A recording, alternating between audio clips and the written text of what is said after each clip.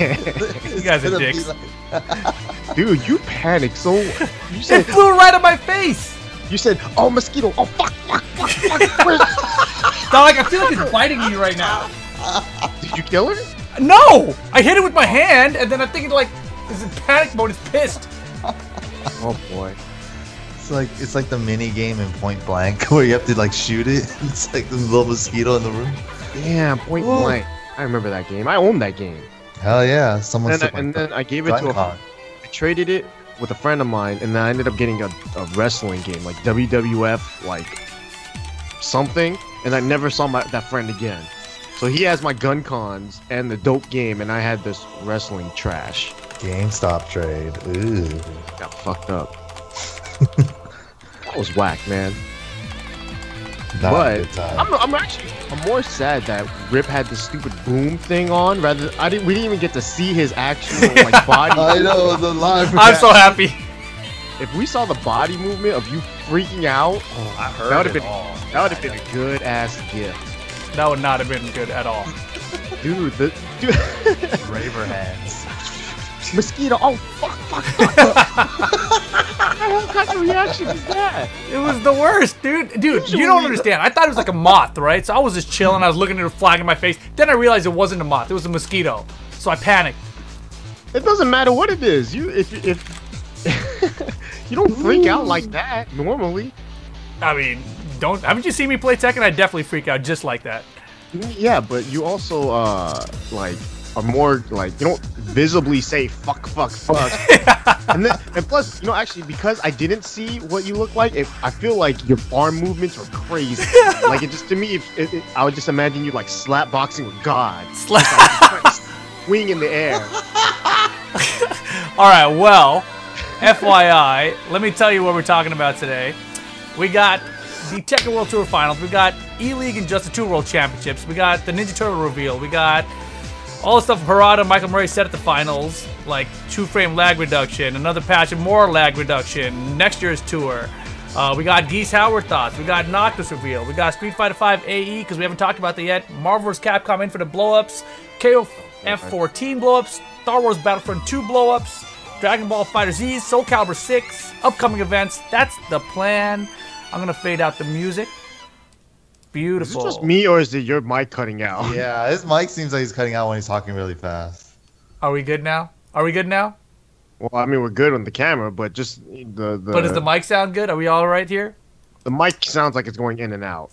As long as it's okay for the people in the chat, it'll be okay, I think. What up, everybody? Welcome to the Boomcast number... I don't know, actually. It's been a while. But of course, I'm joined by Ricksteeezy down below. We got MYK over there to that side of me.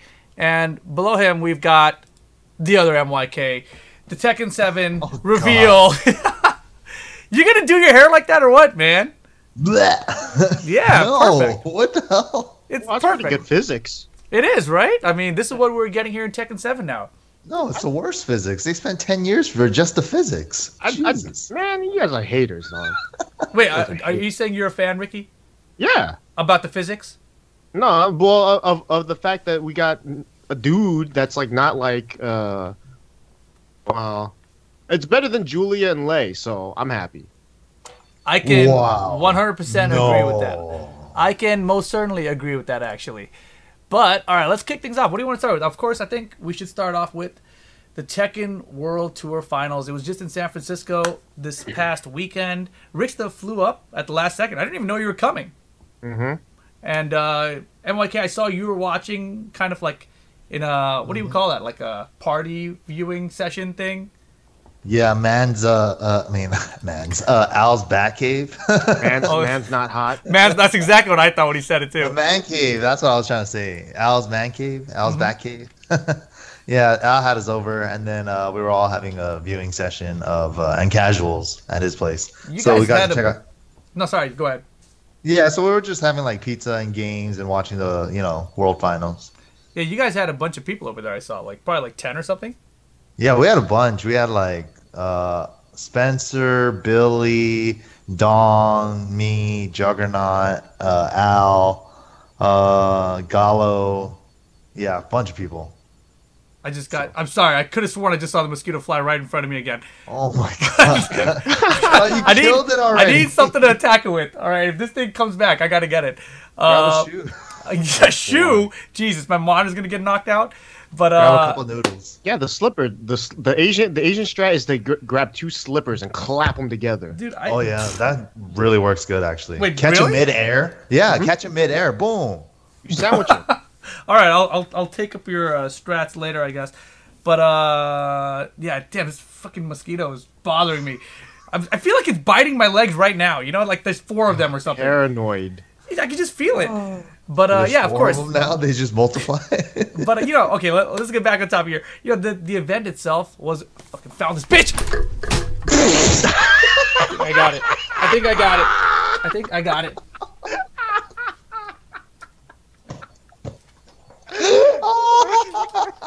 What the? Okay. Oh my god! I think the mosquito's winning. I think I got it. I think Someone I got it. Someone in the chat just said debug.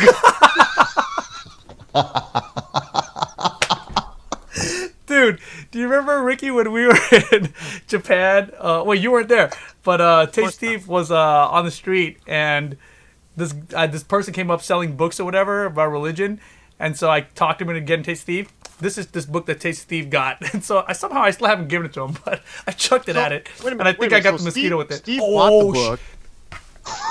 They multiplied. There's more now. The homies are out. Hold on. World Star. Okay, that was not it. That was just a moth. Jesus, what's wrong with my room right now? This boomcast turned into a bugcast. I'm sorry. This I think I got it though. I think I got it. All right, cool down. Just let them rock for a little bit for like the next hour. Nah, just man. Nah, man, it's not gonna happen. But, all right, where were we? Damn it, this is the hardest boomcast ever. All right, rough start today. But yeah, the event was sick, right? Ricky, you were there. What were your thoughts about it? It couldn't have gone better. Maybe it could have gone better, but I can't think of like a way to make it better unless every match ended in like a slow-mo last hit. If Peeling wasn't in the damn tournament, that kind of shit, right? But unfortunately, Peeling was in the tournament, so it wasn't as sick as it could have been. You think it would have been better with Crespo? Oh, hell yeah. I think Crespo would have done good. Honestly, I really think Crespo would have... I don't know if he would have made it out of pools, because all the pools are fucked up. They were all hard. But I think Crespo would have at least qualified for the tournament like he did. So, you know, there's that. Yeah, you know... There's that thing that happened with Eris, right? With Peeling or some crap. Oh, he made some funny jokes. Eris just shit on Peeling the entire weekend. It was dope. I mean, the stupidest thing was when we were at the side with Peeling, and he was saying, like, I had the pool of death, man. We're like, right. Yeah, you did. The pool of death. Jesus. But yeah, the match was great. Crespo, I think, you know, I agree with Ricky. You know, Ricky, we haven't done a boomcast in a while, but we were down in Chile, and we got to actually see Crespo win that tournament down there. So he's a really good player. It would have been awesome if he made it, but unfortunately... He had, I guess, visa issues or something. I don't know the full story, but basically he couldn't make it, and Peeling had the next level of points below that, so he was in 6th place. So he made it into the top 5 since Crespo wasn't there. That's so crazy how I got in there. Yeah, I saw that grand finals too for Crespo, and then we were just joking at Al's place, saying that Crespo's just rolling around in his grave right now watching this. Yeah, probably. Everybody that had the last spot in their pool, they all got 0 and 3. You guys is that right? Yeah, everybody. Everybody. Yeah, Nee did. Peeling did. Who was in Group B that got 0 and 3? Cannon Trench, and the last one was Super Akuma. No kidding. They all went 0 and 3. So that's right. Wow. Good shit. Good shit. How was it watching from home, Mike? Since, like, you know, you were watching on the stream, right? Oh, yeah, dude. It was funny because we were like, what is the venue? Because that's the first thing that came up. You know, the venue looked like they had a convention center. It was held at a convention center, but it looked like it was not even in the exhibition halls. It looked like it was in the hallways of a convention center because it looked like there was foot traffic walking in and out of there. And it's just like, hey, look, let's check out this Tekken event. You know, it's just like, what is that going on? That's what it looked like, but I'm not too sure, you know. But well, actually, how it was set up, it was that the foot traffic was only because they had like this entire like kind of like halls, like for the Tekken event, and the middle was the main stage. To go, if you walked past it from the entrance, you ended up going to like the VIP / casual / Geese stations. And so, and then and on the other side where you walk in is all the vendors and stuff, and like Dragon Ball. So that's the reason why there was foot traffic back there, is because there were nerds from one area that wanted to go to the other area. It just looked really funny because the windows were right there, and then like the sun is like, are they getting glare in their stations? I don't know. They're sideways. Look, you know. Yeah, that was definitely a concern. You know, that the sun was going to come behind us, and you know, just cause a bunch of glare. But the players were sideways. If anything, it would have caused glare for people in the audience. But sitting in the audience, I didn't see any glare either. So I think it was fantastic. And you know, like Ricky mentioned, it was a really rectangular venue. I guess you could say it's really long, right? It wasn't very square. So it was like extremely long, like a really long rectangle, if you want to imagine it that way. So it was kind of like a hallway, actually. But there was plenty of space, I thought. You know, they sold something like over 800 tickets. So they were selling the tickets for $5 each, you know, just so people would, you know, actually show up, right? Because otherwise, if you have like free, people would be like, I signed up, but I'm not actually going to go, whatever, right? But I paid my $5. I'm going to come in line. I'm going to wait there. I'm going to get my fig pin and all that kind of stuff. Speaking of which, the Phoenix, shout out to Sajam for snagging me one of these. These are the ones they gave out, and it actually says Tekken World Tour Finals on the fig pin box, so it's super limited, kind of, you know, if you think about it that way. But this thing's awesome, one of 150, I guess. What? Yeah, it's pretty sick. But yeah, the venue was really cool, I thought, for us. What else was there to say about the place? I thought the acoustics were fine. You know, there was obviously a delay starting it up, but that happens, I guess. But overall, I thought it was just a really well-run event. I thought that everything started flowing once it got started. The matches were ridiculous. Group D, my favorite, of course. I'm so happy that I luckily got to commentate that, you know, because we were assigned our commentary blocks before we knew which players were in them, right? So. Oh, really? Yeah, so crazy. I was just like, just happened to get Pool D. I was like, oh my God, I got this one. It's going to be sick. And Jimmy picked it himself? This is destiny. Bam. Yeah, that was awesome, dude. But, yeah, I mean, Qudans, of course, if you guys haven't seen it yet, I mean, spoiler alert, it's amazing. God. But the top three, you know, it was just the three people that I wanted to win were the top three. And I only wanted Qudans to win. I saw him like this year coming back, beat JDCR last two tournaments, and he got the last, you know, first place before this one at SEAM or whatever, right? Oh my goodness. And he takes it over Saint in grand finals. Yeah, Saint seemed to be his biggest like adversary too. Even leading up to that before the World Tournament, like the last time they played, I don't know what tournament it was. Saint made him look like a joke. Like it was Qudans didn't know how to deal with just Jack. It felt like, but he managed to like just turn it around so quickly. It was amazing. Like watching Qudans like change his play style over the years. And now, like, you know, he's not wave dash heavy, he's not electric heavy, but he's just efficient and hella good still. It's like that was the best shit to watch. And not even just that. Every pool, like I've rewatched so many matches from that tournament just to watch a slow-mo or something. Like it doesn't even, or just like the close matches that Jimmy had with like everybody. It was so crazy. So good. Yeah, Jimmy's matches were ridiculous. I mean, there are very few moments when I've been in commentary where it makes me stand up out of my chair. Like it literally made me stand up out of my chair. And then when it ended, I like literally collapsed. Like, and I missed the chair. I landed on the floor. You know, like, it was just like, what is happening right now, man? It's just insane, right? So the matches were just phenomenal. And as I mentioned, the top three were, you know, Qudans, Saint, and JDCR. And you know, I wanted JDCR to win because he was supposed to follow the path, you know, from the last 3 years, right? The Evo champ becomes the global champ. Win them both every year. Nobi, then Saint did it, and then JDCR won Evo. He was destiny for him to win Worlds. Yeah, exactly. If history repeats itself. Qudans went in there, demon steel pedal, foot up their asses, you know, put it all up in there. You know, it's like, oh my God, it was beautiful. I lost my shit. There were so many moments, like against JDCR, end of the round. They're dancing for like 3 seconds after all this weird stuff happens. He goes for blue, you know, and then Qudans jumps back from it, and then he goes for down 3, and then he does rage art. Boom! Oh my God, I lost my crap. Against Saint, he does 1 second. Down forward one. If he just did down forward one, let the time run, he would have just had the round. he would have had the round. But then he did the string, and he knew there was a hole in the string, and Qudans is good at putting the demon steel pedals in those holes. That was so good. That wasn't the demon steel pedal. It was the rage art, but yeah, it was pretty close. and then the point I lost it even more was like when it reset, right?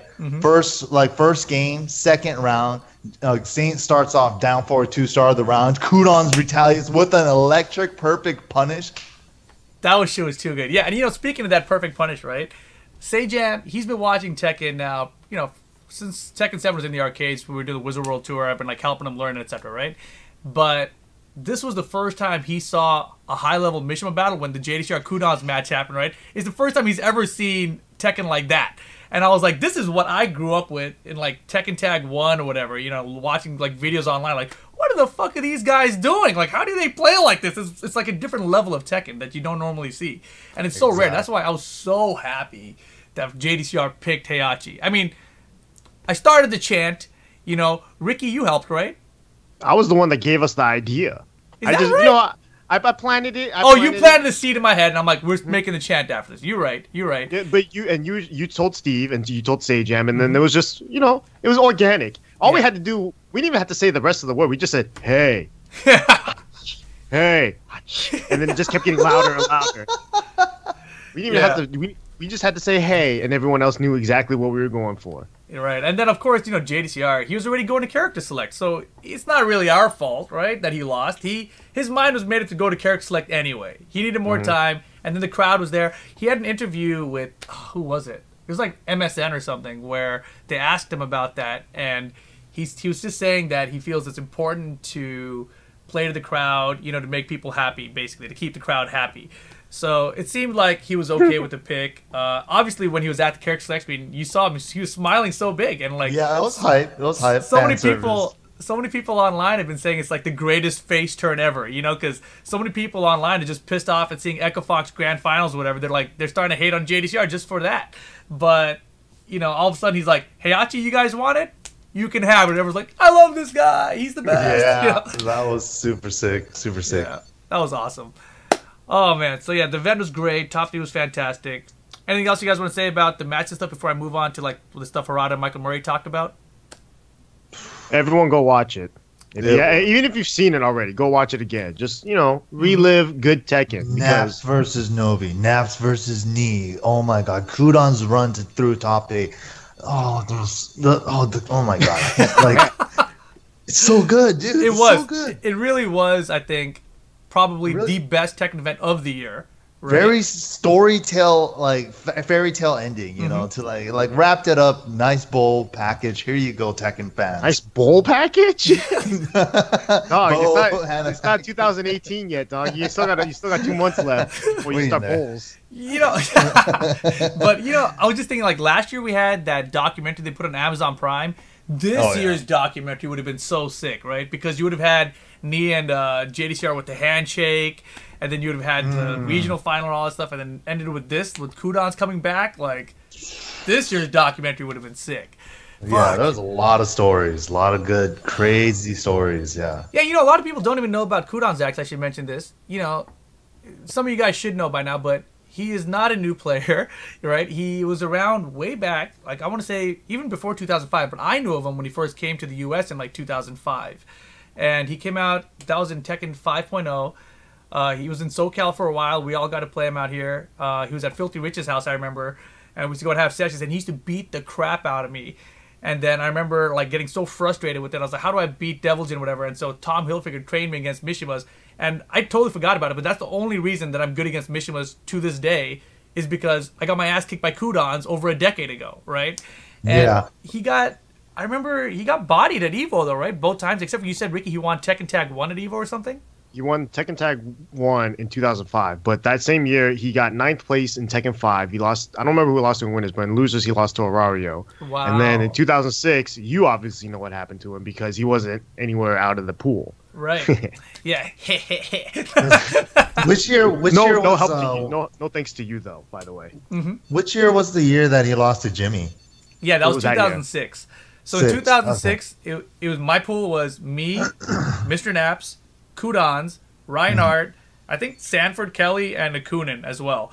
And so Qudans and Mr. Naps played in the winter final, and Qudans was choking like crazy. Mr. Naps beats him. Oh wait, that wasn't even winter finals, winter semis. And then me and Mr. Naps are winter final. Jimmy beats me. I'm in loser final.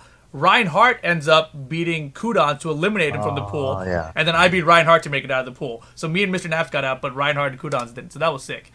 But that was forever ago. And then after that electric cancel, 6.5 and stuff, he started having hand problems back then, right? Carpal tunnel, yeah. He won, it was Electric Cancel 6, and he won Electric Cancel 6 on a pad. Yeah, he switched to pad instead of Korean stick because he was already having hand problems back then. And then he kind of disappeared. He went off to the military and stuff, right? So it was like in that kind of space of Tekken 6 time, he was kind of gone. I think he skipped Tekken 6 completely. Yeah. And then in Tekken Tag 2, he started coming back towards the end. And then now it's like this rise, the return of Qudans, you know, like winning tournaments again. And then he wins the freaking championship. So in my mind, I am number one. In my mind, he was like the best player, right? Like way back in like 5. Absolutely. Like between 2000, you know, in like that 2005, 2007 period, like he was easily number one for sure. Right, he's had to be the best Mishima at the minimum, right? Right? I remember talking to Nin like in like the MLG days in Tekken 6, and he was like, Qudans was the one that really set us all straight. He was the only one that all of us couldn't beat, and he came out of nowhere, and he didn't train with anybody, but he just trained for 12 hours a day, and while we were training for 8 hours a day. But the only way to beat him is to train for 12 hours a day to beat him. So that's Qudans is the guy that motivated the rest of, you know, Nin, Homan. Oh. That's it. All the players you never hear of anymore, right? Dude, I remember seeing him at that one of those Evos. I think it was 2006, my first ever Evo, right? Like, I didn't enter there. I just happened to be there. But I remember being in the lobby where they used to have the Tekken 5 DR cabinets with the controller ports, right? He just brings a stool over, plays like 45 people in a row, like $20 money matches each. And he's just doing the most ridiculous things I've ever seen. Like, electric down forward twos, lost flip kick was only minus 14. He electric every single one of those. Oh my goodness! Like there was no player like him, in my opinion. And then everybody else finally caught up to Qudans at the end, like middle to end of DR. So it's just like he was the one that really. And then they sent his ass to the army just to like, all right, now we can play Tekken. Now we can play. We finally beat the boss. Damn, that's so crazy to think about. Like maybe like the whole skill level of the entire scene kind of stagnated, and now he's back. He's like, you bitches have been stagnating this for like 7 years. Let me show you how this is done. Exactly. Well, you know, like, so he played Tag 2 a little bit, and he definitely wasn't like as good as, you know, he was in the prime days, right? But he also, you know, got to remember, he's a Master Cup champion. He won Master Cup with like it was a half Japanese, half Korean team, so that was cool. And he put in a lot of work during that Master Cup, and so that was like probably his prime Tag 2 years. And then I'm legit surprised that he played Tekken 7 as much as he did to the success that he did.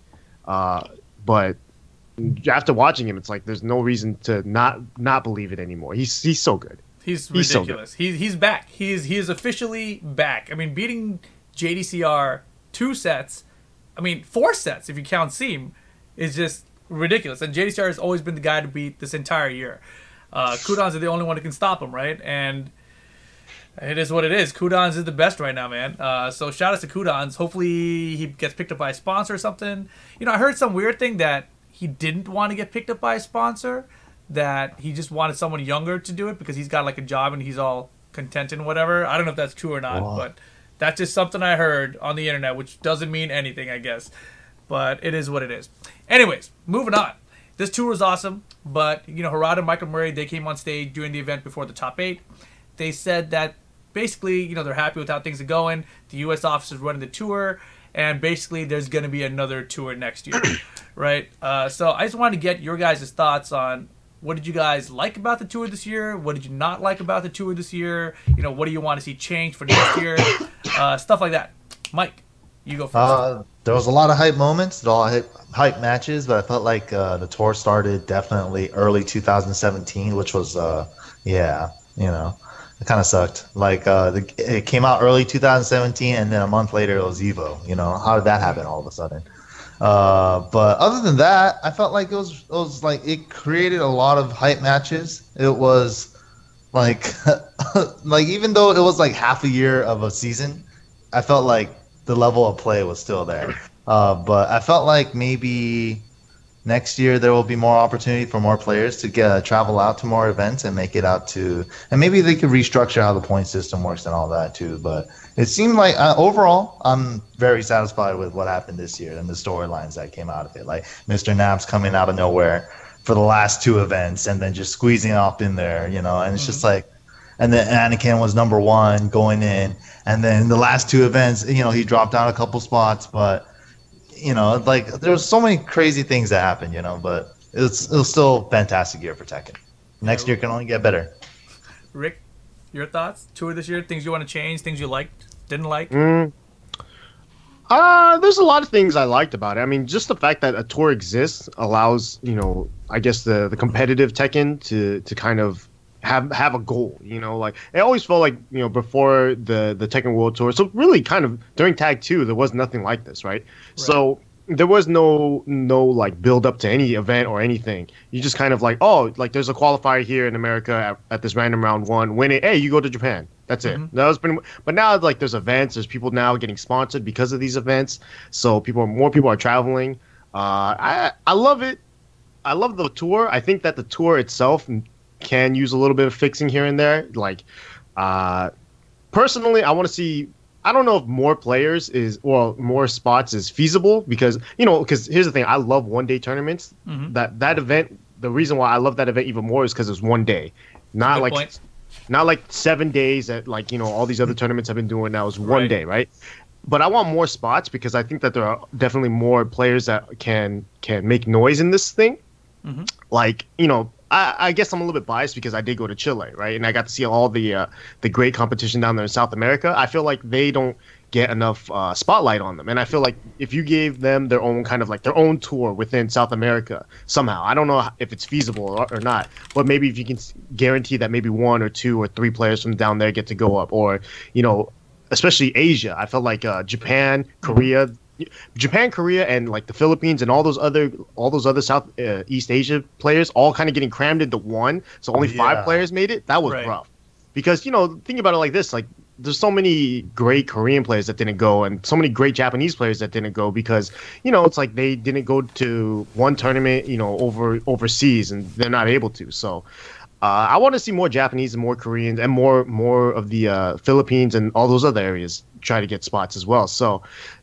Those are probably my biggest complaints, but that's not really a complaint. It's more just kind of like it's greedy in a sense. That's all I really want. Is more great players. A top 32 world finals. Yeah, not top 32. Yeah, maybe top 32. I don't know. It's tough though. It's definitely tough for them to do. But I think that if they can manage to do something like that, it'd be sick. And there's some other things with like rules and whatnots that like I think like in terms of points, that's no one's going to be happy with how points are going to be dealt out regardless of how they do it. So that one's always tough. I don't know the answer to it. Like I just think that there could have been a different way for points to be I guess given out, but I don't know. It's too tough to even like say like that. That's this is the best or this is the worst. Like we need speed kicks on it right away. Given the equation. So here's exactly right. But the biggest issue I saw in terms of the points at least was just what happened when the international players showed up, right? Because Crespo, we talked about how the tournament would have been so much more hype if he was there. However, he qualified by only winning first place at one tournament in the entire tour. There were so many other events in the U.S. Tour. How come whoever got first place there also didn't automatically qualify for 5th place, right? But they didn't because there was always JDCR or Saint taking those points away from them, right? So because Crespo won the event where there were no Koreans at, he immediately made it into the top 5 above everyone else who had been traveling to multiple events. So that's the only part of the point structure that I feel needs some changing or adjusting. Again, like Ricksteeezy, I don't have the answer. I don't have the answer for that there, but that obviously doesn't seem fair, right? That you could win one event where the Koreans aren't at, but if the Koreans were at your event, then you're bodied. Like, for example, Mr. Naps, he came to SCR as his first event, or was it second? First, I think. That was his first event, right? And he was, I think, the highest placing American there, but he got like 4th place points because there were 3 Koreans, right? So he got bodied. He could have been just like Crespo and had his 5th place secured just through SCR, but instead he also had to go to the Fall Classic and then to DreamHack Denver as well. It's tough. That's the reason why it's like, just it's hard to even understand or like try to like get these points worked out. Like maybe like if there could be like a separate like global point leaderboard where players will get points regardless of what tournament they enter for a global standing, and then if there's an Asian only or America only, then there's points that go to those players. It's definitely odd. The one thing that I think is super odd though was that Evo gave out no points. I felt like Evo should have given out points regardless, and that they could apply to any area. I guess that's probably the reason why they didn't do that, was because it's an international tournament, so you really can't do that. But I think there's a mosquito. I locked it into my light. How many does he have? What is going on? No, it's the same one. I didn't get it. Do you live in There's only like one in here, bro. You live in like a plantation or something, huh? Like just damn. This mosquito's gonna fry. I have like one of those bowl lights, and I can see it like buzzing around on the inside through the shadow of it. But I put a piece of paper on top of it. Hopefully the piece of paper doesn't catch on fire. Otherwise, it's gonna catch on fire. Oh my god. This is about to get crazy. Literally gonna be a blow up. Oh boy. All right. Well, anyways, yeah, tour was good. I was happy. Yeah, I was sick. Yeah. Host. I'm just paranoid now that my place is gonna catch on fire. But take the stupid paper off, man. I just unplugged my headphones too. But yeah. Also, Harada, Michael Murray, they talked about. Well, actually, my thoughts about what I didn't like and did like. The point structure, as I mentioned, with the Asians coming in, that's definitely an issue that they need to address. What else did I like about this tour? Or, well, more specifically, what I didn't like. The state select rule. What do you guys feel about that one? I like it, but it just takes so damn long. Mm-hmm. Yeah, that's like the only gripe. That's the only problem with it. Oh, wait. Opportunity. This guy's getting owned so Oh, I got it so good. I got it so good. Are you sure you got it? Dude, that thing was having a seizure. And I got it. Like, I don't know what the light did to it, but... The seizure doesn't mean death, though. No. I just multiplied into 16 more. Mike, I just smashed it. It's gone. Officially gone. All right, we're finally done with that saga. Jesus. You got Majin Buu. Now you gotta deal with like Little Buu. They bring him back in Super, dude. He gets resurrected 3 more times like Frieza. Shut up. All right. The other thing I didn't like was how a lot of the events at the end of the tour were side by side. So SCR, the Fall Classic, and TXT were like 4 weeks apart for 3 premier level events. So there was a ton of points stacked just towards the end of the tour. So it kind of didn't even matter what happened in the first half of the tour. All that mattered is what happened in the back half of the tour.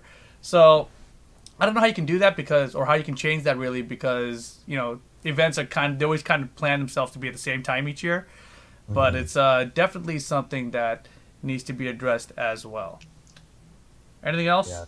Are we good on the tour thoughts? Yeah.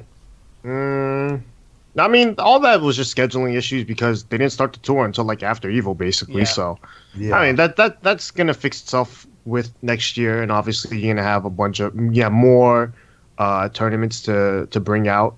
I mean, even though the World Tour is over, right, for this year, you still got Master Cup in a couple weeks. You still got Evo Japan coming up in a month and a half. It feels like many. Right after that, then you have Strong Style. So it's like we're kind of still starting it off. It's not over. The off season is December. That's it. We're really back in. We're back in it. So one more thing they mentioned was that they're going to currently work with the new version of Unreal Engine, which reduces the input lag. And obviously that's been something that a lot of players have been complaining about since Tekken's release. Of course, Unreal Engine, they came out with some news, I think about a month ago, where they said that they've made some changes to the engine itself to reduce the input lag. And the problem with it is that it's not something you can just be like, click, and then all of a sudden your game just works. It takes a lot more work from the developer's end to make that, to apply that patch basically to their game. So basically, Michael Murray and Harada came out. They said they're implementing that into Tekken 7 and that they plan to have it before the next tour kicks off. So basically that means they should be reducing the input lag within 2 months, right? Or maybe 3 months, because if you assume the tour starting early next year, you've got 2 to 3 months, right? So not that much longer. That's pretty awesome to hear. They also said that they tested like 2 frames of input lag removed and no one noticed it. Did you guys catch any of that? Did anyone even notice that? Is that only on PS4 or? I don't know all what it across was. the They board? didn't really clarify, so it's hard to say, right? They didn't Was that- clarify, and then Flying Wonky made like a huge like Twitter rant about it, saying that people tested it and there was nothing there, and so he's getting on people's nerves. Sounds like he's getting on your nerves, Rick. No, it's not. Well, he's getting on my timeline, which is the only reason why I know about this shit. I'm about to block him just so that he can stay off my timeline for a minute. Damn. Because man, he spammed the shit out of me. I think Really? I saw on Noodles Twitter. He said that with the latest patch or something that it just reverted back to like day one release of Tekken 7. I don't know what that means though. Yeah. So if I remember correctly, I feel like they put it in one patch and they took it out again. So I feel like people can't even test unless they had that correct patch when it was in there. But that is whatever that is. It doesn't even matter, right? We can test it later once this final version comes out because this is from the guys who make the engine, right? So Epic and Unreal Engine. They said it's in here. The Tekken guys said they're working on it. So when that patch comes out, we'll all know for sure, and we'll have reduced input lag, probably across every single version, to be honest. So that should be really interesting when that happens. Thanks to Namco gods, seriously. Next thing, Ricky, you and I were up there. We got to play a little bit of Geese Howard. What did you think about him? Interesting. Definitely not like Akuma. He's more Eliza-ish in the fact that his jump is not anything. It doesn't work the same as Akuma's. More Eliza and floatiness. He feels interesting. He definitely feels nothing like either of those characters. He doesn't feel like an Eliza or a Akuma. His meter works the same way as it would in KOF 14. Right. So, you activate max mode and then you get access to EX moves. Max mode is also a time-based meter. So whenever you do an EX move, the timer goes down a little bit by a little. You also have ability to max cancel, which means that you do a move and then it's kind of like an FADC. You go into max mode. Right. Yeah. Anything or it's only like specific things? Specific like moves. Okay. He also, from what I was told, he kind of brought a mechanic from KOF that is not in Tekken, and so it's brand new to Tekken in a wall bounce. I got it right here. What? I ain't see it. Oh, what? Wait, I'll show it to you right here. Boom! Wall bounce. Yeah. Yeah, it's so odd. Oh, weird. Cool. Like 2D wall bounce. I get it. Yeah, apparently that's only in counter hits, by the way. In KOF at least. So I don't know if this is like only with walls or only on counter hit in the open too. Not sure. Huh. Yeah, so wall bounce, it's a brand new mechanic to Tekken. Normally, in Tekken that would have wall splatted, but a wall bounce, I guess kind of the same idea maybe. It might have some different uses. Well, what if you can do like a wall splat into a wall bounce? Yeah, or if you can do a wall bounce into a wall splat, I think me and Ricksteeezy and Al were talking about this yesterday. I heard something about a wall bounce, and that's exactly what Al asked the first thing. Can you splat then bounce and then do this crazy thing? Yeah, I don't know. So I mean, there's a lot of we didn't get enough time to test everything. Right. So I don't know. I think the character's interesting. He has counters and his stage looks sick. Yeah, I love his stage. Yeah, his stage has multiple walls and then balcony break. Yeah, that stage looks really cool. Were you saying something else, Rick? Yeah. No, I think Geese is cool. I think he'll be interesting to play. I think that he'll be a good character. He has 2 rage arts and 2 rage drives. Not rage drives, supers. Sorry. So I mean, I use them a bit too. I just feel like he definitely has that Akuma / Eliza feel, as opposed to like what the other Tekken characters feel like. So he definitely feels a little out of place, the same way that Akuma or Eliza feel a little out of place. That's just my general vibe of using him. So I've heard from other guys like Speed Kicks that say they really like his animation, that he looks a lot more fluid than Akuma and Eliza. So you guys can see the videos. There's a bunch of them out there now, and you guys can decide for yourself. But he definitely is cool. He's definitely a cool addition. Anything else, Ricky, about him? We good? I think he nailed pretty much everything, actually. Yeah, he's sick. He's pretty sick. Yeah, I mean, the meter, I love that it's acting like KOF, because I was trying to use it like Street Fighter first, and I realized I don't know what the hell I'm doing.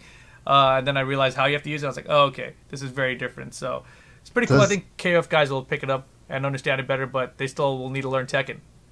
Does he generally have like more meter than the other Tekken characters with meter then? Because he has like 3 bars, while the other 2 only have a 2 stock EX bar then a super. Like I don't know how his super gauge works because it looks like seems like he has 3 supers then, right? If he has 3 meters. He has 3 meters, but I think a super costs 2 meters. Oh, I see. Yeah. Unless there's like a special super that does like that requires more inputs. Oh, and the other thing too, he has an auto combo, I guess. Like if you have 2 meters, if you just mash 1 and 2, you get a string that finishes with the super. Oh, is that how I was doing that? I thought I was doing like max mode. You're not doing it. No, you weren't doing. You have no ability to do anything skillful. So if there's a mashing string in there, you can nail it. It was definitely all me. Moving on, you know, Geese Howard. He's coming out like probably soon, right? Wasn't he supposed to be out in winter or something? Yeah, no announcement, no date. Like something no about date. like I heard something about like something going through, something getting finalized, and then he'll be out. Like as soon as that goes through, he'll be out. Just don't know when. Okay, so it's probably like they're waiting on first party approval or whatever it is from SNK. So that's Geese. But of course, the other big reveal at the Tekken World Tour Finals, the guy you see in our player 4 spot right now, Noctis, gets revealed for Tekken 7 as DLC number 2. A lot of people have mixed opinions about him, as you can see. Let's start with MYK. What do you think about this guy Noctis from Final Fantasy 15? Is that where he debuted? Coming to Tekken 7. He's whack, but he hangs out with your homie Lars. They talk on the phone. My homie. They go fishing. Dude, Oh my I told MYK this, but MYK plays characters that number 1 just wear a shirt or That's like offensive. I don't know why you guys say that. Shirt with the chest out. Look, I don't like anime. All right, I only like Dragon Ball. All right, that's you're a dirty it's liar. not always like I bet you've seen more anime than I have in my whole life. Listen. Let's talk about your main characters throughout the years. All right, It's an anime. Come on, man. No, but you played Jin before. He that, was just right? a poster boy. Come Lars. on. And then You forgot you Armor King. Armor King. Come on, Dante. man. You love Dante. They're all the same person. They all have the upper body showing, kind of cool looking Asian dude. Not really, but it doesn't matter. It's the same character. Noctis might as well be Dante with a better face. No, oh god, how dare Especially you? if you're comparing to MvCI Dante face. Oh yeah, hell yeah. That Dante's still better than this. Freaking. That is. Come that- on, Mike. Be realistic here, dude. Yeah, come on, dude. Okay, you guys are right. But, Let's be honest here. all right, but this guy doesn't belong. Like he just like look how ripped Jin Kazama Pretty Boy Jin is, right? Then look at this guy, like, you know, tiny arms, carrying make-believe swords that he's pulling out of nowhere, and it's just like, how does that fit into this game? Like, he belongs more in Soulcalibur, honestly, but I get it, Namco, you're not that confidence about, you know, Soulcalibur, so let's put him in Tekken, you know, boom, boom, boom. We were in bed with a cup of noodles, so, you know, let's put him in Tekken. You know, that's what it seems like. That's what it seems like, honestly. How do you know Cup Noodles didn't get added because of Noctis? Yeah, that could have been true. But it seems like, honestly, it seemed like when Harada and Michael Murray were on the stage, we were all just like, they had a gun pointed to their heads. You know, it was just like they had a gun held to their backs. You know, they had to say, it's like, well, welcome, get ready to see this new character. You know, it's just like, yeah. It's like they kind of had to announce him, but you know, I guess it's cool. I mean, it feels like to me, Final Fantasy 15 players aren't even Final Fantasy 15 players because like they waited 10 years for the game, but none of them have even finished the game yet because you know they can't even get into it. So, just saying. Hold on, do you play Final Fantasy games, Mike? I played 7, 8, 9, 10, 12, 13, and they all suck. Okay, and out of all of those, Wait, hold on. If you played them all and they all suck, why did you even keep going? Why did you keep? What the hell are you doing? I never finished all of them. I finished keep 7 my and 10. hand on this flaming hot pan. It still burns. Maybe I'll try it again 2 years later when the flaming hot pan number 2 comes out. Oh, that still burns. Yeah, I tried it. I mean, like, I thought that it was like something that, oh, maybe a lot of people like it. Everybody always waits for the new one. Maybe it's cool. Maybe it's like a GTA. You know, that's always fun when a new one comes out. But... Actually, all the GTAs are good. Yeah, exactly. Yeah, exactly. And you guys are a bunch of Final Fantasy haters, huh? Well, look, okay, so personally, I have never played any Final Fantasy game. So when I saw him, everyone was freaking out and going like, Noctis! Noctis! And I was like, all right, this guy's looks like some kind of Lars clone. He's got funny hair. He wears normal clothes. And then I saw his moveset. I thought the moveset was pretty cool. Obviously, I think, like Mike, you know, it doesn't really have like a Tekken vibe to it. I think I could see everyone saying it has a Soulcalibur vibe because he's got weapons, obviously, right? It's like long-range weapon attacks. But overall, like, I can see why they put him in there, right? It's like a marketing move. Ricky, your thoughts? I think it's awesome. Are you a big Final Fantasy fan, Ricky? I actually haven't. I never played 15. I thought 15 was trash. I played the demo and I thought that shit. I threw that shit away and it was just a demo. I found a Final Fantasy disc just to throw away, just to pretend that it was 15. Damn. But that's the thing. I don't dislike him at all. I think that in the game he looks cool, right? Mm-hmm. I also think that as a character, it's not the worst character they could have chose, right? I think too many Tekken players are trying to jerk off to their dead fucking characters that are never coming back. Fuck you, Gallo. Leave Julia in the fucking ground, right? So all it is, like, all this does is bring in new eyes to people that like, oh yeah, Noctis, right? I love that kind of shit. I love that game. I love playing boy band, in the car or whatever. So they, I think that it's good to get people's eyes to Tekken, whether or not they're Tekken fans. And you know who they should have added that would have made a lot of sense? They should have added like someone from Dragon Ball, like Master Roshi or some crap. Buff Master Roshi. No way. Like, the thing is that I thought that at first, but I think this is a better choice only because there's already a Dragon Ball game coming out. Why try to double down on it? That's true. There is no Final Fantasy except for Dissidia, but who gives a shit about that? I keep hearing that game's gonna have a big push, man. It looks like it too. I don't know, man. Maybe flying all the time. Like, do these characters fly all of a sudden? Like, what's this? I have no idea. You're complaining about people that are flying when the only anime you watch is Dragon Ball? Why are these guys flying all the time? Jesus. I'm just saying, man. Listen. In the end, I think Noctis is it's not my favorite choice. I think there could have been a lot of different characters, but I'm not disappointed with him at all. Like, I think that he's a cool character in terms of the fighting style. I'm hella gonna play him just to piss everyone off. Right, sure. I feel like Final Fantasy 15 is something that they should just let die already. It already failed, It's like I went to Japan recently, and they still try to plaster it on everything. And you see all those ads on YouTube with the commercials with Final Fantasy 15 mobile and crap, and it's just like, let's keep Noctis alive, guys. We spent 15 years making these characters. Let's just keep them going, even though the whole game sucked. That's what it feels like. And so now we're going to put him in Tekken. He's still living. He's still alive. He's in more franchises now. He's still a sick character. Let me shove this down your throats of war. But it's like, all right, you know what? I guess he's cool. According to who that game failed? Yeah. According to you? You're Dragon Ball watching that? Come on, man. Look. You didn't finish it. You said it yourself. I didn't buy it. Here's the real question. Here's the real question. Do you think Noctis is going to bring more players into Tekken? Yeah, I think it will. Both of you guys think it will happen, huh? I'm skeptical. It will have a little bit of push, but then they might just be like 1 week life expectancy flies that might drop out afterwards. But it's like it'll still bring some in here and there. But realistically, we'll see how many stick. You know.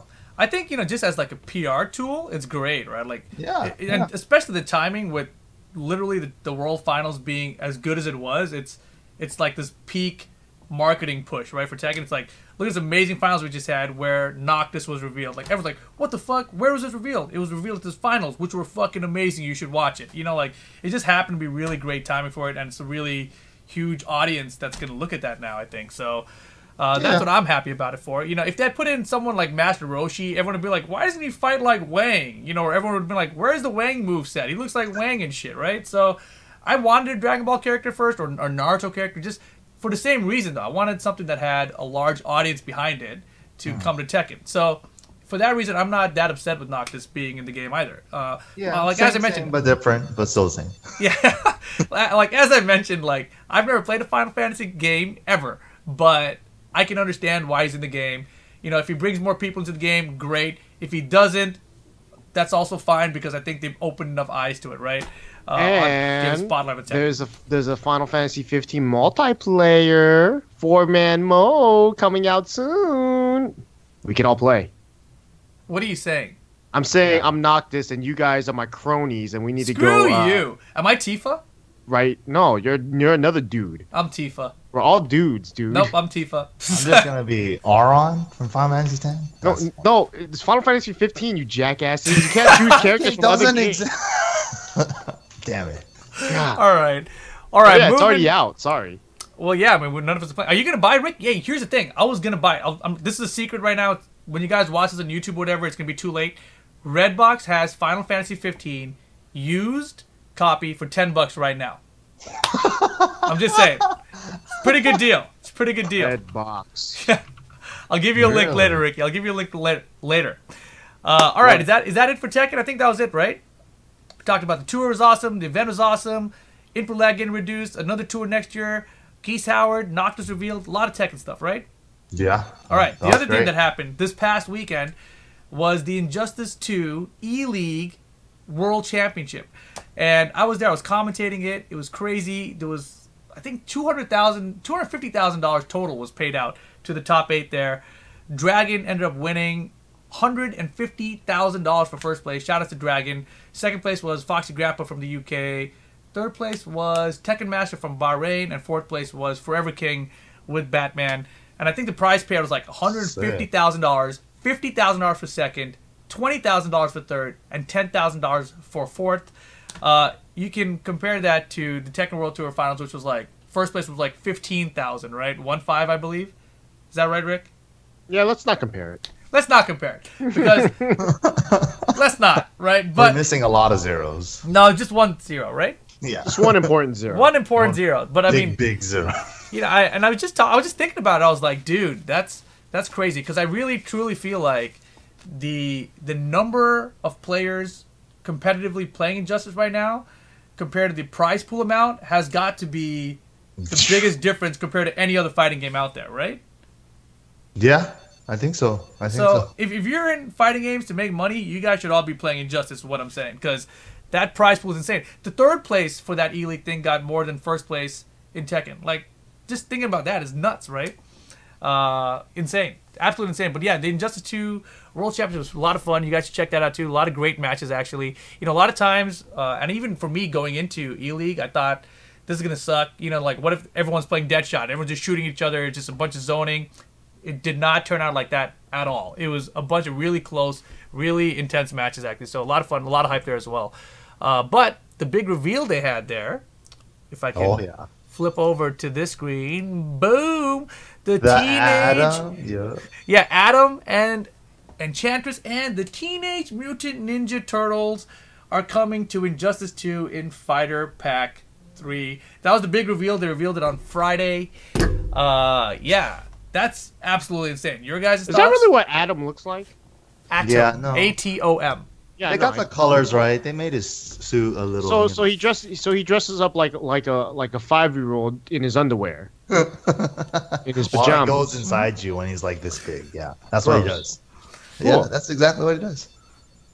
But Ninja Turtles, cool.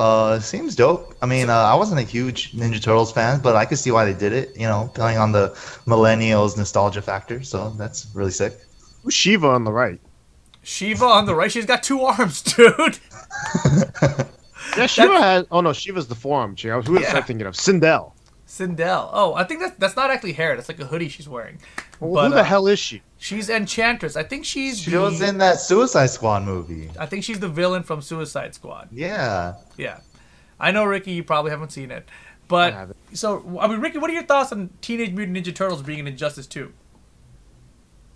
Well, first off, Donatello looks like he's about to play pool. Like, what the hell's up with the stick with the Q at the end, dude? I didn't notice that part. That's far right here.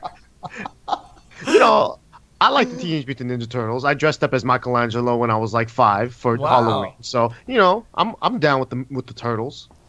Yeah, the Turtles are sick. You know, the thing is, the Injustice 2... one character, right? One character? Well, that's the thing. Like, no one really knows right now because...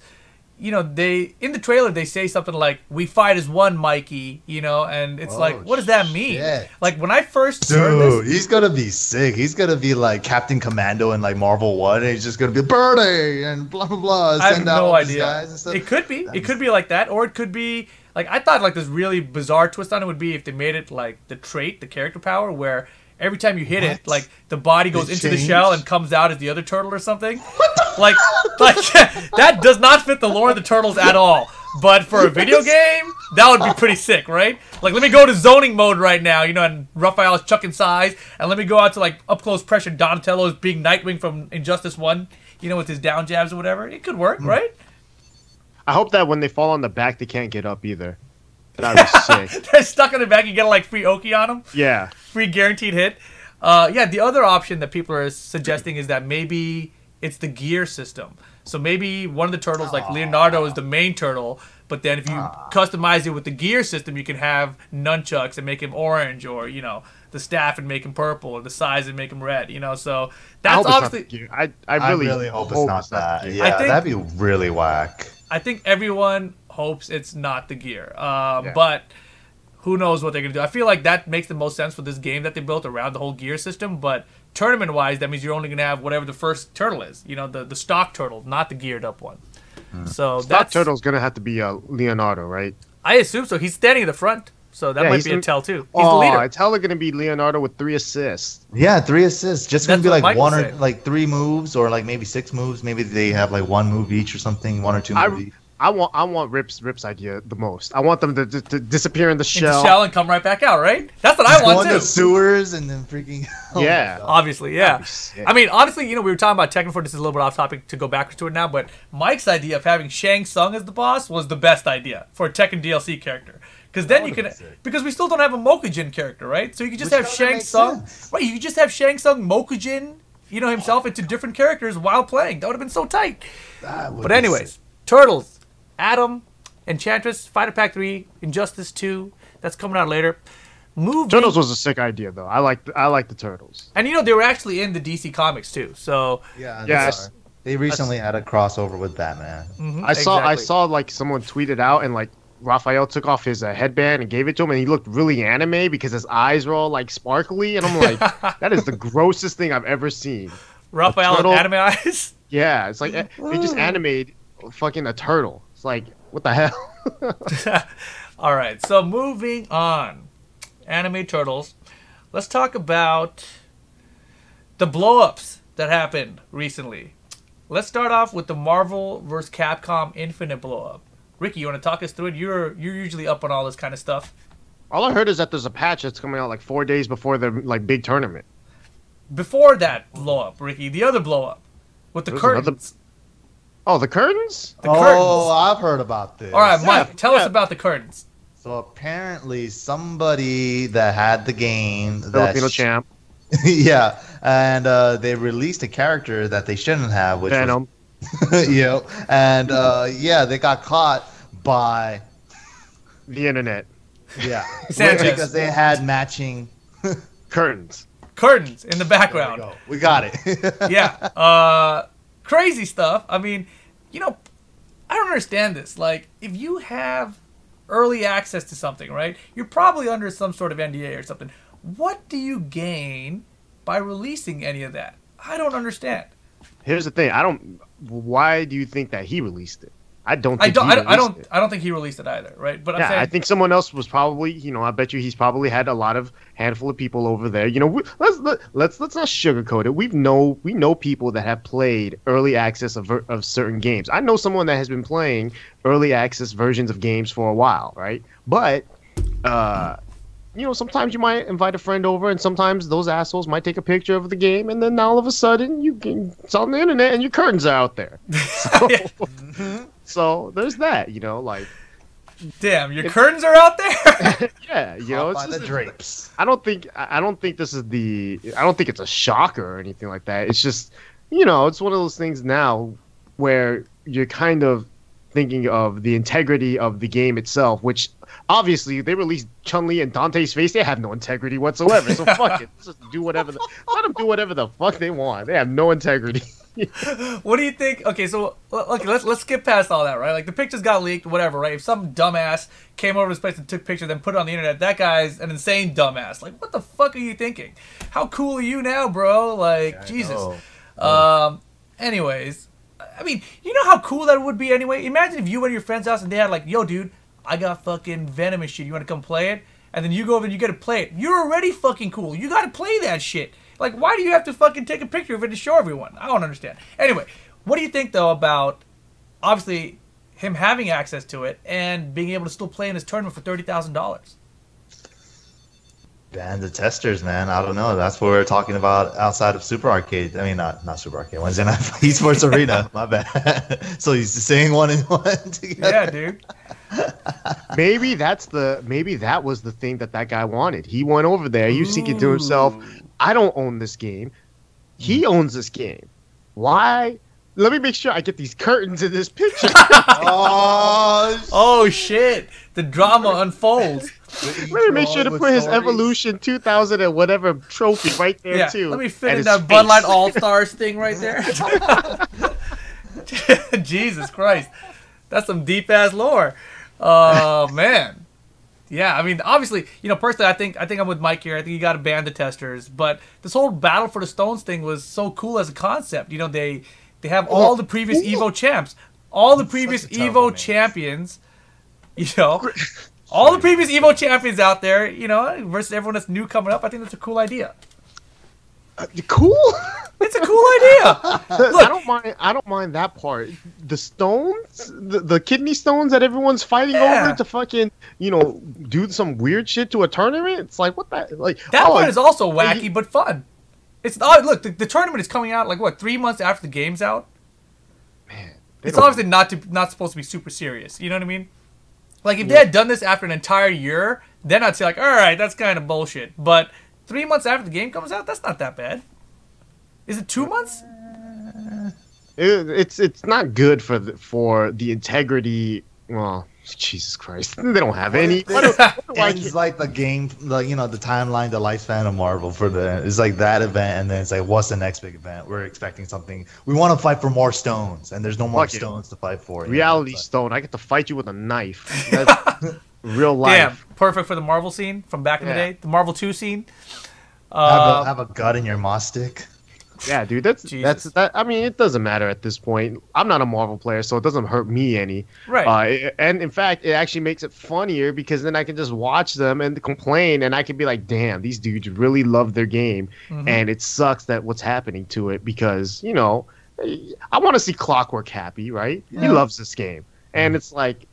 It's kind of a clown show what they're doing to it. And I don't want that. I want them to have a good game to play. But as far as I can tell, everyone seems to still like the game. It's just kind of the outside part of the game is becoming whack. And I hope that's not going to be the case moving forward. I hope that this is just a one-time thing and that maybe you can battle for some more like different kinds of stones, like actual like points and prize pots and curtains and stuff. Yeah, curtains are going to be like the consolation prize for those who don't get top 8.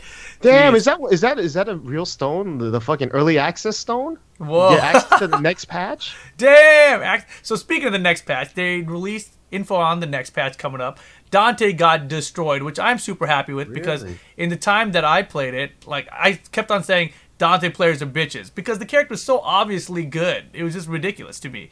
And I'm terrible at the games. So for me to notice it was like, all right, well, this character is fucking stupid. And now he got hit super hard, right? But overall, it seems like a lot of people aren't very happy with the patch in like overall. The Reality Stone got super nerfed as well. But I guess the biggest news you mentioned, Ricky, you know, the patch goes live on December 5th. And the Battle for the Stones, I think, is on the 9th. So as far as I understand it, that's what's going to happen. You're going to have 4 days to adjust to the patch unless you have early access to it. Yeah, get some new curtains, man. That's all it is. You just need those time curtains to, you know, fast forward to get to the patch, you know, and all that kind of shit. Yeah. I don't, man. It's at this point, like, first off, you know, they gotta match everything with Dante's face. So you know, it's like it's a clown show. Dante's face is fucked up. Now his character's fucked up, and the whole tournament scene's fucked up. Fuck it, just who cares, man? Put on some clown shoes, honk honk, and just call it a day. Keep it moving. I just realized the pattern on the curtains is kind of like an infinity symbol. It's like the infinity curtains, dude. Oh my god. It is, isn't it? Wow, that's ridiculous. Infinity curtains? Time curtain? All right, we got it. We figured it all out.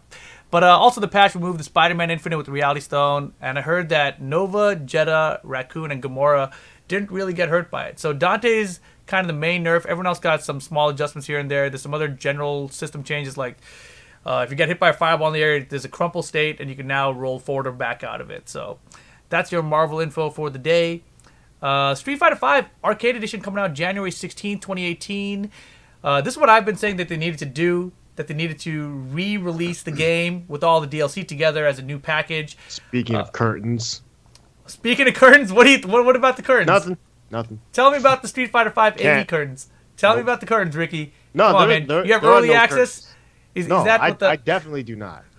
So there's no curtains? Not in my house. All right. Only blinds, huh? All right. But the curtains are good there. That game's coming out January 16th. It's going to have Arcade Edition, which means it's got the Arcade Edition of the game. There's also 2 V-triggers per character. Can I ask you a question? Yeah. Does Arcade Edition mean that it's actually in arcades, or is it just some bullshit arcade mode Arcade Edition? Arcade mode Arcade Edition. Yeah. So here's the arcade mode. And HUD update, change colors. Ooh. But they also gave you the arcade mode for Street Fighter 1, 2, Alpha, 3, and 4, and 5, which I'm very curious about how this works. Wait, what? Yeah, that's what I'm saying. This is the arcade mode screen. You can choose Street Fighter 1, 2, Alpha, 3, 4, or 5. So in like 1 or 2 of them, you fight a car, you beat up some barrels, and that's still Street Fighter 5 though? Or I have no idea. Street Fighter... That's what I'm so curious about. No, that's Street part Fighter. of the reason they're calling Arcade Edition. Fighter. If you played the original Street Fighter, you went to an area and you only played 4 people against 4 people. You played against, you went to USA or something. You played against 4 characters. The last boss is Sagat.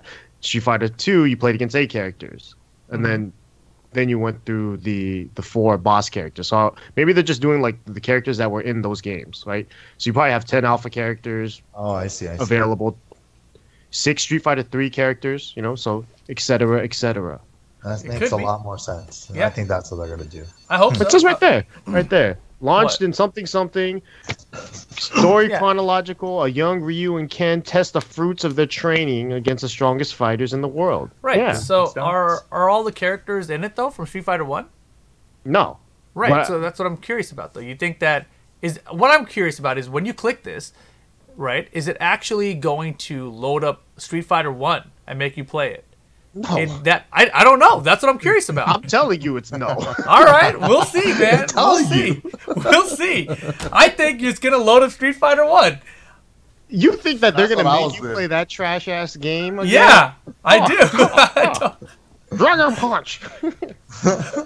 I don't know, man. I don't know. It's the 30th anniversary of Street Fighter. Maybe that's their plan.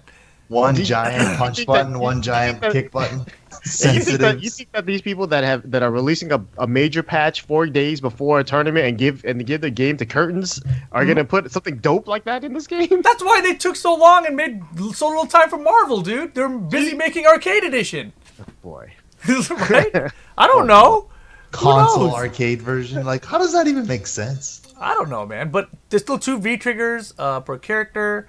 No 2V skills, though, and no second critical art. Wow. Yeah. But, wait. I think there are 2 critical arts. I've seen a video. Is there? I'm pretty sure I saw a video of 2 critical arts. Is that confirmed? I heard that wasn't going to be in the game. Maybe it was like a hack mod or something, but I definitely saw a video that had, like, 2 different critical arts for each character. I don't know. I saw a video on the internet from the PC. Somebody said, no, that's a mod. So, sounds like that's a mod. Damn it. I got all excited. Stupid-ass mod. Nice going. Yeah, come Jesus. on, all right, Ricky. the curtains are in your place.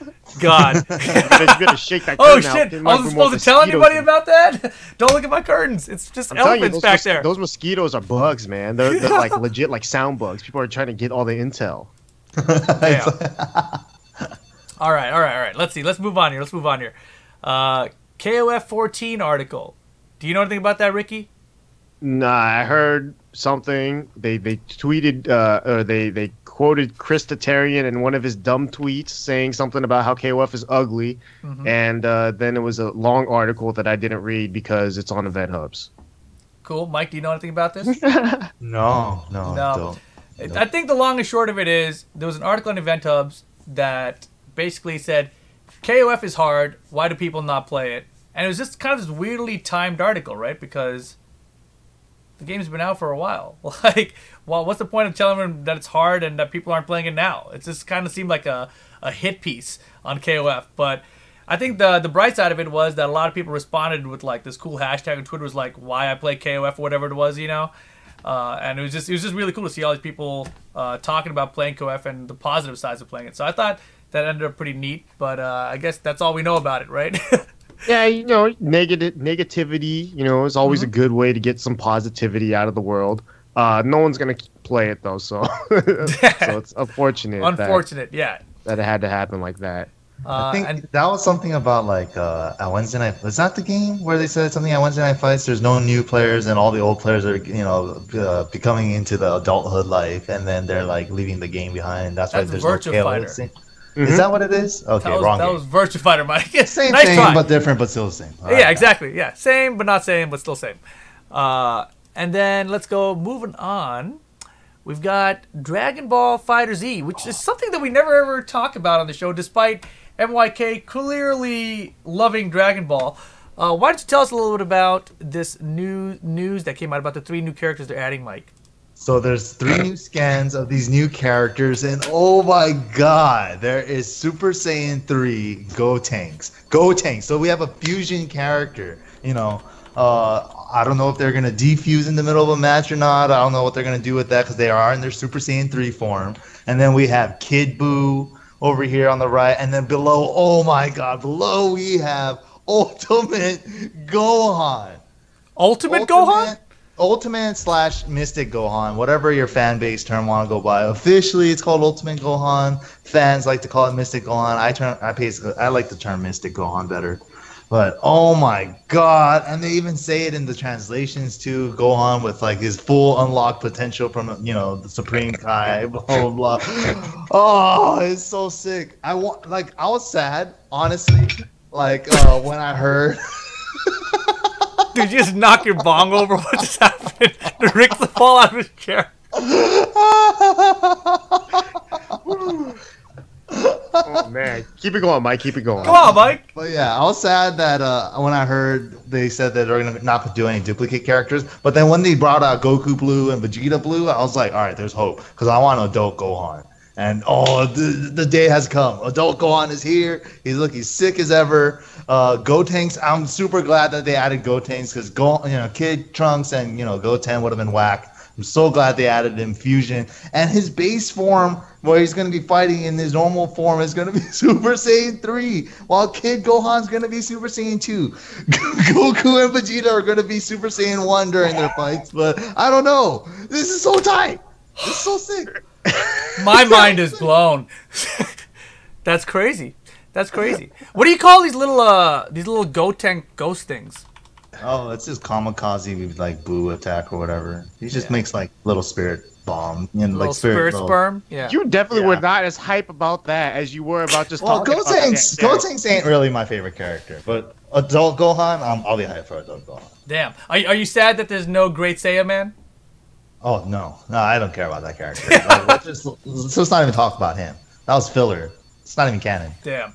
All right, last thing. Well, maybe not. Wait, last thing. I don't get to talk about it. Fine, Ricky, go ahead and tell us a little bit about Dragon Ball Fighter Z and all these 3 new characters. That dude's pink. Oh my god. That's what I thought, Rick. Thanks for your contribution. You got it, man. Kid Buu, dog. I know my lore. He has abs. A little bit, an ab. I would have liked Super Buu better, honestly. Me too. Super Buu, I think, is way stronger than Kid Buu. I think he's way buffer. Yeah. I just want Krillin and then the clown face kid that suicides and then another short guy to play. A Cyberman or something. Mm-hmm. And what's the short guy's name? The guy from Ginyu Force, Roldo. No. He's talking about Tien's little homie. Yeah, the Shatsu. dude. Shatsu fired? Chaozu. Yeah, that guy. Yeah. See, I know my lore, man. I'm pretty sure I eat that when I go to get like dim sum and shit. No, but Chaozu has an attack where he calls. Tien has an attack where he calls him out. He summons him out. So he's like, yeah, he has a couple attacks with him. Okay, so I guess he's on my team then. So I got Illuminati bald guy and then regular bald kid. Okay, you're gonna have a sick ass team, Ricky. Sick ass team. I'm ready. All right. So the last thing I want to talk about, Star Wars Battlefront 2. Not a fighting game, I know, but you know they came out with this thing. They said you gotta play like 80 hours and then you can unlock Darth Vader or Luke Skywalker. But if you want to unlock them sooner, you can buy these loot boxes that'll give you a better chance of getting it sooner. And if you play in multiplayer, it's buffer for you, right? So a lot of people got butthurt about this. They're like, it's pay to win, it's bullshit, yada yada. So they started this big ass thing, Reddit, and then I think one of the EA reps responded with some shit about whatever, and it was the most downvoted thing in Reddit ever. So they got owned ever, right? Sick. So they got shit on hella hard, right? And so then they said they revised it. They said, all right, we've made it cheaper to purchase Darth Vader stuff. We reduced it by 75%. But then what they didn't tell people was that they also reduced the amount you earn from beating the campaign by 75%. So it's still a stupid-ass grind. Same, but different, but still the same. Right. So then everyone's been shitting on this game super hard. I was super hyped to play it, to be honest, because it's a campaign mode, which they didn't have in Battlefront 1, etc. And I'm all about campaign modes because I'm weird like that. But I just found out this game comes out like in 2 hours, or it came out already, I think, by the way. But it came out already? Right. But 5 hours ago, right, EA releases this, which says basically, as we approach the worldwide launch, it's clear that many of you feel there are still challenges in the design. We've heard the concerns about potentially giving players unfair advantages, and we've heard that this is overshadowing an otherwise great game. This was never our intention, sorry we didn't get this right, yada yada. But we hear you loud and clear, so we're turning off all in-game purchases. So in this case, it seems like the internet has won. No more in-game purchases. Everything will be unlocked by grinding, and they'll turn on in-game purchases at some point in the future. So finally, EA has finally had to eat shit. Pause real quick. If you replace Star Wars Battlefront 2 and put Marvel vs. Capcom Infinite, that logo right there, and it just kept it exactly the same, it would be perfect too. Damn. Still the same. No, it wouldn't. It really wouldn't, Ricky. Yeah, it would. The bottom half. You just have to stop at this is never our intention. We didn't get this right. And then just stop it there. I mean, even the top half, though, and we've heard that this is overshadowing an otherwise great game. I mean, you'd have to change a lot of that. Well, no, people still think it's a great game, but have they heard the concerns about potentially giving players unfair advantages? I think they have. I mean, speak for himself. I feel like... Damn it, Ricky. That's pretty good. Well done. Well done. So, yeah. Your thoughts, guys? Loot boxes, unfair advantages, pay to win. Don't care. Shit's whack. I don't like it. Micromanaging, I mean, I get it. Freemium games, South Park did a spoof on it too, but I don't like it. It's not fun. It's not a game. It's it's kind of whack. I don't like it. I mean, this has been going on for a while, right? So why is Star Wars the game that's getting shit on? Like, how come it's not like? Why are they not like shitting on like a game like Hearthstone, which is like almost like pay to win and shit? I think you go into that game like accepting that already, maybe. And I then, think part of it is EA too. No, and I guess the other fact is that this game is free to play, Hearthstone, right? Mm-hmm. That game is not free to play. You gotta buy it first. You gotta buy it first. And I don't even get to play fucking Vader. Are you shitting me? I'd be pissed too. Like, yeah, I could play Vader in Soulcalibur 4. Why the fuck would I want to play him in that game? Yeah, like you can play Vader in like every other game for free after you buy the game, but I have to buy him and buy him again. Like that's there's a lot of funny like memes out of like the Star Wars movies relating to this now. So it's like that scene where Obi-Wan and Anakin are in the lava place, whatever. And it's like don't try it, Anakin. I have the high ground. And Anakin's like, I bought the high ground DLC. It's like it's pretty good, All right, I get it. Yeah. So EA basically eating shit for once. I'm happy about that because I was so pissed about that Titanfall. Back in the ATP days, you always used to call them out. That Titanfall, man, they wrecked me so hard. But let's see, what else we got? There's leaks about Soulcalibur VI. Have you guys heard about this? I have. Mm-hmm. All right, how about you guys tell me? Because I've heard there's leaks, but I haven't heard anything about them. That's all I've heard too. Thanks, Mike. These leaks aren't even confirmed. They're just, some guy made a post on somewhere saying that Soulcalibur VI is in development, and I think they said on every system except Xbox One. So what? It's even going to be out on the Switch. What? That's the rumor. No way. These are rumors. Way. There's no way it's coming out on not Xbox and coming out on a Nintendo platform. I mean, have they not released Soulcalibur on a Nintendo platform? Have you not seen Link shoot an arrow in fucking someone's butt? I agree, but I'm saying usually you have Spawn on the Xbox beside that. Yeah, but who gives a shit about Spawn? When was the last time Spawn was Every single Injustice 2 player who was pissed at Ninja Turtles, they're like, where's Spawn? Where's Rorschach? Spawn sucks. Dude, I'm just saying, man. That's what everyone is saying. Spawn is right. Spawn is, his casket is right in between Lei and Julia. Just leave him there, damn it. Jesus. Jeez Louise. All right. So, is that going to wrap things up for us? I think we actually hit everything. Damn, that was kind of a long podcast, but, it happens sometimes when we don't do one for a couple months or whatever it's been. We'll try to do more, but I felt like we had to have one here now because it's been so long since the last podcast. Obviously I was traveling every week for ELEAGUE. We were flying on every Thursday, so it hasn't been available to us for a month. Even this one, there's only 3 of us now because Sajam, Tasty Steve, Ringe, Ultra Chen, they're all flying to Red Bull Battlegrounds this weekend, which is an event that's coming up. Red Bull Battlegrounds, it's the North American Regional Final for Capcom Pro Tour that's happening this weekend. There's also going to be a Battle of the Stones tournament there, I believe.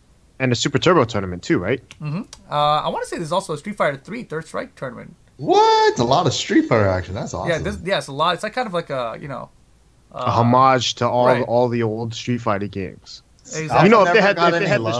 If they had the Street Fighter V arcade version that Rip has, then maybe if they choose a Street Fighter arcade mode, whatever, they can play that. I honestly want to see more CVS2 tournaments, man. I always love watching that game. I actually did too.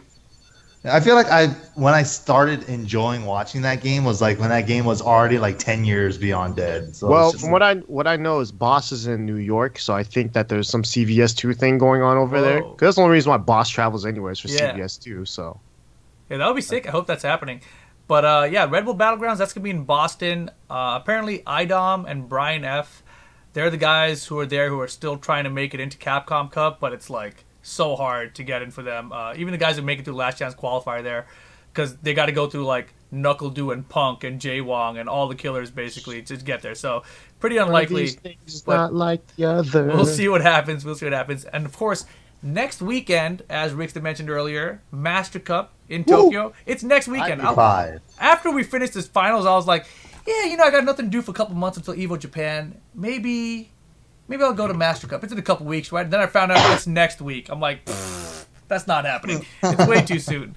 Way too soon. But the good news is they will have an English stream. Tasty Steve, Markman, and Giuna will be holding it down on commentary. 207 teams of 5 players. Wow. I'm always impressed by the numbers that they get of the players. Because 5-man teams, and then you have 207? You said 207? So that's 1,035 players. Holy shit! And Markman's in one of the teams. Oh, did he enter? Yeah, that's him. tight. It's him, Michael Murray, some guy named sick.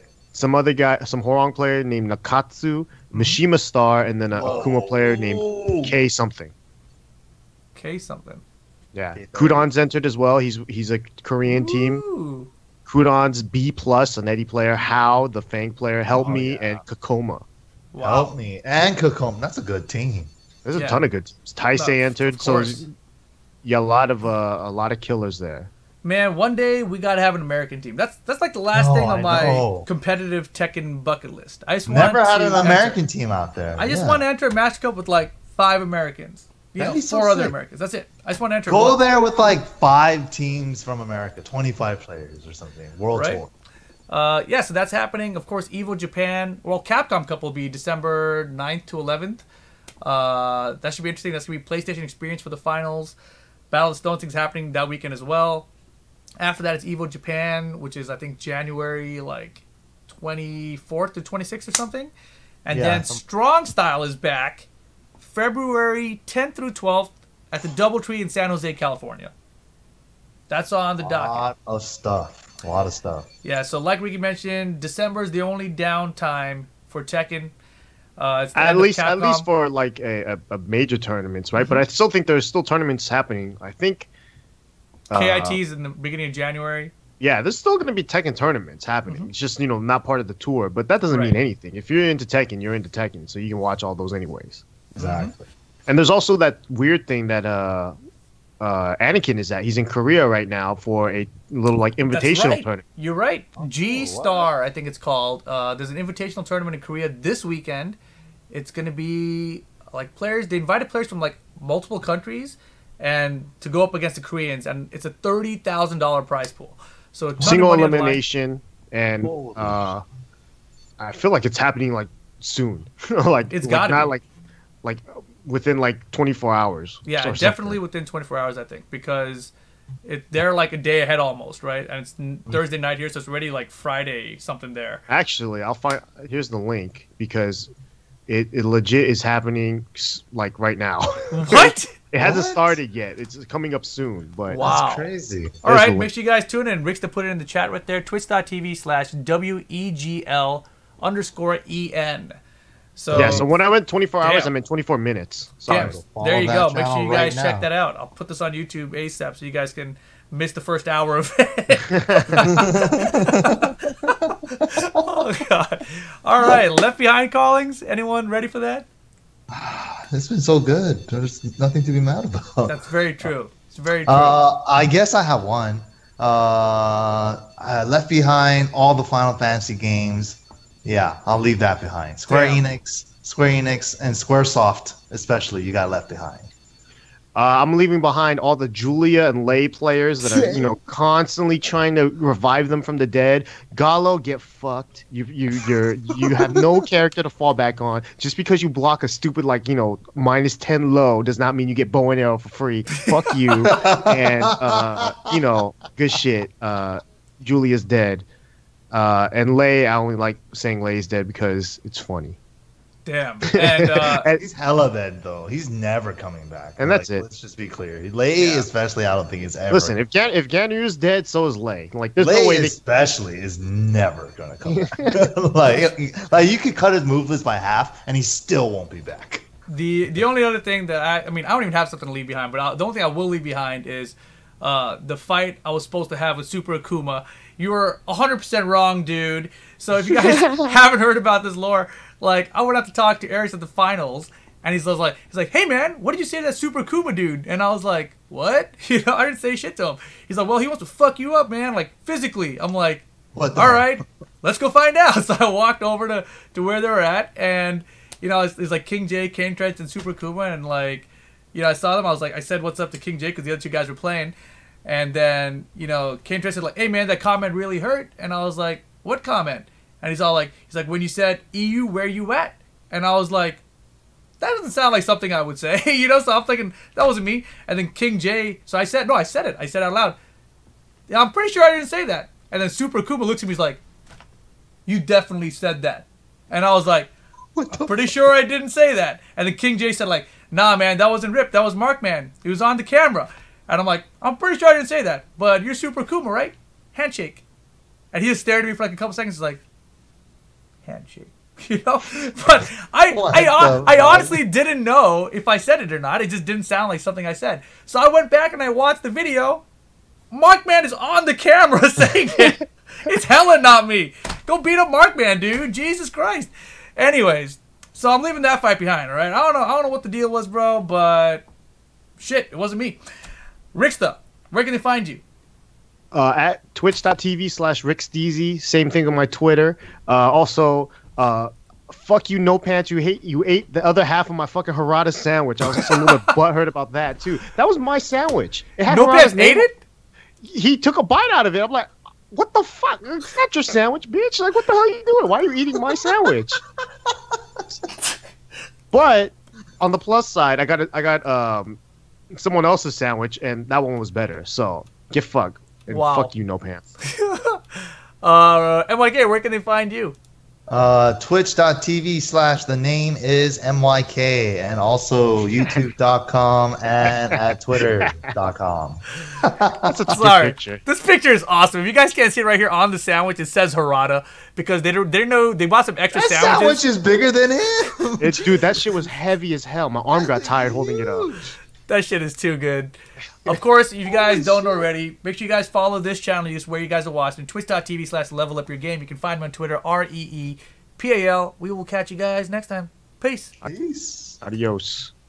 Is there like some like crazy outro music going on right now? No? Definitely not. Hide your kids, hide your drapes. Are we still live then?